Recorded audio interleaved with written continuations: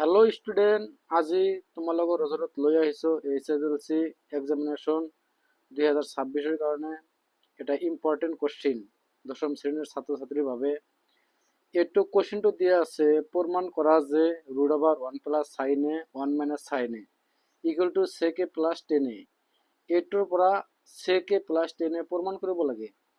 এই কোশ্চেনটো সলভ কৰিম, তোমালোকে চাও আহা। প্রথমে সলিউশন লিখিবা, লিখি ইয়াত লিখিবা প্রমাণ। প্রমাণ লেখার পিছত প্রথমত কি দিয়া আছে left hand side. Left hand সাইডত কি দিয়া আছে √1 + sin a 1 - sin a। প্রথমে তোমালোকে এই √1 পৰা এটো 1 + sin a আৰু 1 - sin a একে ৰাখিব লাগে।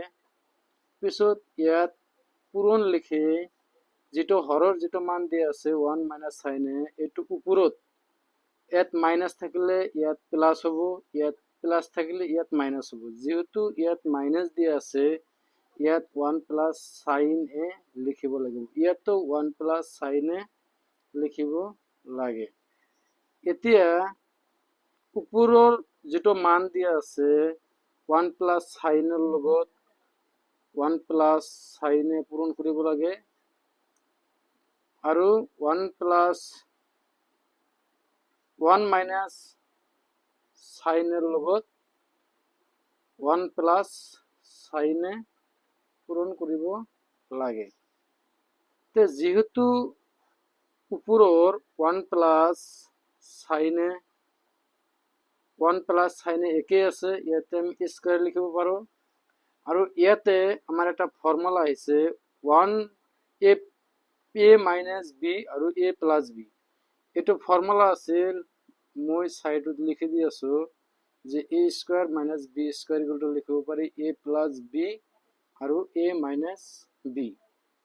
তে ইয়াত আমি এটো ফৰ্মুলা বহাব লাগিব আৰু ইয়াত এটো ফর্মুলা বহালে আমি কি পাম 1² - sin² a। ইয়াত 1 + sin a হোল স্কয়ার আৰু ইয়াত 1 স্কয়াৰ কৰিলে 1 থাকে। ইয়াত কি দিয়া আছে sin² a। এটো মান যদি আমি 1 +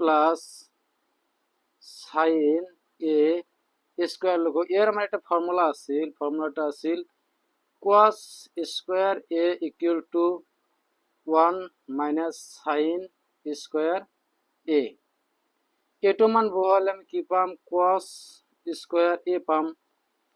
এটা আমি গোটেইখিনি হোল স্কয়ার লিখিব পাৰো। কেনেকৈ হোল স্কয়াৰ লিখিব পাৰো 1 + sin a আৰু cos a whole square. a square root cancel কৰিব পাৰি। ইয়াত থাকে কি 1 + sin a / cos a। তলত লিখিব পাৰি 1/cos a। ইয়াত প্লাস আছে, ইয়াত প্লাস লিখিব লাগে ওপৰত sin a / cos a। 1/cos এৰ একটা নিয়ম আছিল, হেটো আমি লিখিব পাৰো